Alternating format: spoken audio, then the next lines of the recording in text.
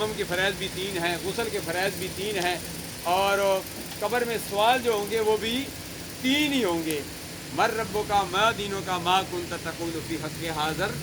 رجل، جو سرکار کا دیوانہ ہوگا، عاشق ہوگا، جو اس نے کلمہ پڑھا ہوگا لا الہ الا اللہ محمد رسول اللہ، وہ تو یوں کہے گا بلغ العلا بکمالہ کشف الدجی بجمالہ حسنت جمیع خصالہ صلوا علیہ وآلہ واصحابہ وسلموا تسلیما کثیرا کثیرا۔ اے فرشتوں، مجھ سے سوال کرتے ہو سرکار عبد کرار صلی اللہ علیہ وسلم کے بارے میں، یہ تو وہی ہستی تھی جن کے کہنے پر میں نے کلمہ پڑھا لا الہ الا اللہ محمد رسول اللہ، جن کے کہنے پر میں نے نمازیں پڑھی ہیں، جن کے کہنے پر میں نے حج کیا ہے، میں نے اعمال صالحہ کیے ہیں۔ یہ وہی ہستی ہے جن کے کہنے پر میں نے اپنے والدین کا ادب و احترام کیا ہے، کیونکہ سرکار نے فرمایا الجنت تحت اقدام الامہات، فرمایا اگر ماں تمہارے لیے جنت ہے، باپ تمہارے لیے جنت کا دروازہ ہے۔ فرمایا ماں باپ کی خدمت کرو، ماں کی خدمت وچ جے بندہ ساری رات کھلوے پھر بھی ماں دا ایک گھڑی دا حق ادا نہ ہوئے۔ ماں کا بڑا مقام ہے۔ اس شخص نے اپنے ماں کو 7 حج اپنے کندھوں پہ بٹھا کر کیے،